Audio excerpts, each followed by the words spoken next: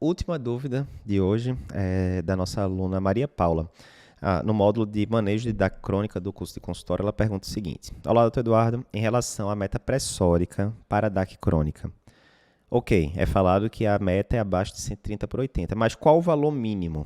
Seria 110/70? Posso deixar assim no paciente? Obrigada. Antes da gente ir pro vídeo, só um lembrete, né? Você tá vendo aqui esse vídeo no YouTube. Se você não tá inscrito ainda no nosso canal do YouTube, você tá de brincadeira, né? Todo dia tem conteúdo novo aqui, gratuito, cardiologia, na prática, que você precisa saber. Então, se você não tá inscrito ainda, clica aqui embaixo em inscrever-se no canal para você não perder nenhuma novidade. Então, vamos lá, Maria. Sempre lembrando o que dizem as diretrizes. O que é que diz a diretriz brasileira? A diretriz brasileira de hipertensão fala o seguinte: a meta em pacientes coronariopatas, né, deve ser abaixo de 130/80. Aí tem um rodapé lá que ele fala o seguinte: deve-se evitar, na medida do possível, pressões abaixo de 120 de sistólica e ou de 70 de diastólica. Qual é a lógica? Qual é o problema? Digamos que a sua paciente está com pressão de 110/70, 100/70. Qual seria, e está assintomática, qual seria o problema de você manter uma pressão assim mais baixa na coronariopatia crônica especificamente?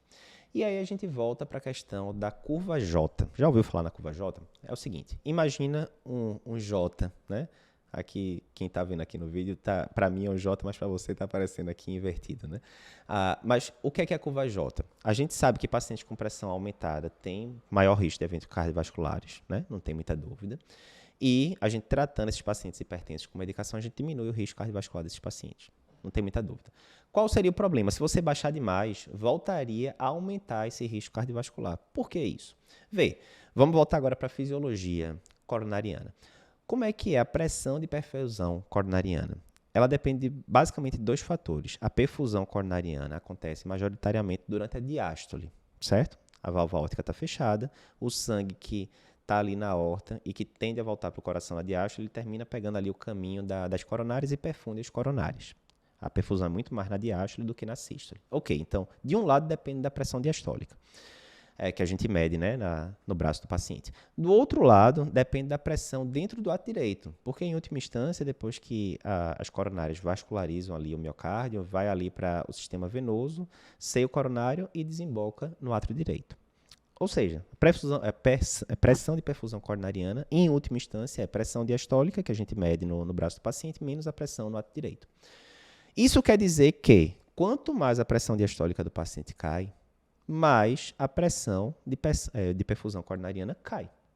E isso pode ser ruim, porque se essa pressão de perfusão coronariana cai demais, você pode começar a ter isquemia, inclusive, né? Então, esse é o racional pelo qual algumas diretrizes, incluindo a diretriz brasileira, sugere que você deve evitar pressões, principalmente diastólicas, muito baixas no paciente coronariopata crônico, porque isso poderia está piorando, inclusive, a angina do paciente, né? Eduardo, essa é uma evidência definitiva? Veja, não é. A gente tem vários estudos sugerindo curva J em relação à pressão em pacientes coronariopatas, alguns também em relação a paciente com doença cerebrovascular, né? AVC prévio. Mas não é aquela coisa indiscutível, né? Os estudos são heterogêneos.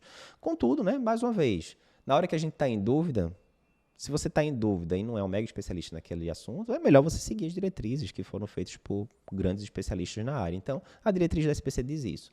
Meta no paciente coronariopata, abaixo de 130/80, asterisco, observação ali escondidinha, evitar sistólica abaixo de 120 e ou diastólica abaixo de 70. Então, resumindo, se você está com essa sua paciente no consultório com pressão de 110/70, 110/60, vamos simplificar, você poderia dar uma maneirada ali em algumas medicações antipertensivas e permitir que essa pressão subisse um pouquinho mais ali. Lembrando que a pressão no consultório nem sempre é a mais adequada, né? Porque o paciente tanto pode jogar para cima, né, que seria o efeito do jaleco branco, quanto pode jogar para baixo. Então, muitas vezes, pede para o paciente trazer, nem que, pelo menos que seja a automedida da pressão arterial, né, a AMPA que a gente chama, com o aparelho validado de casa, para você ver em casa como é que está ficando essas pressões do paciente, né? Mas é isso, de forma geral, coronariopata crônico, evitar pressões abaixo de 120/70. Olá, que bom que você gostou desse vídeo que acabou de ver, um videozinho mais curto. Se você tem interesse em outros vídeos curtos do Cardiopapers, eu vou te indicar esse daqui. Muita gente já assistiu e gostou. E se você quiser ver o podcast que deu origem a esse vídeo que você acabou de ver, né? Esse vídeo é um corte. Para ver o episódio completo, clica aqui na esquerda e você vai conseguir ver o episódio completo do podcast.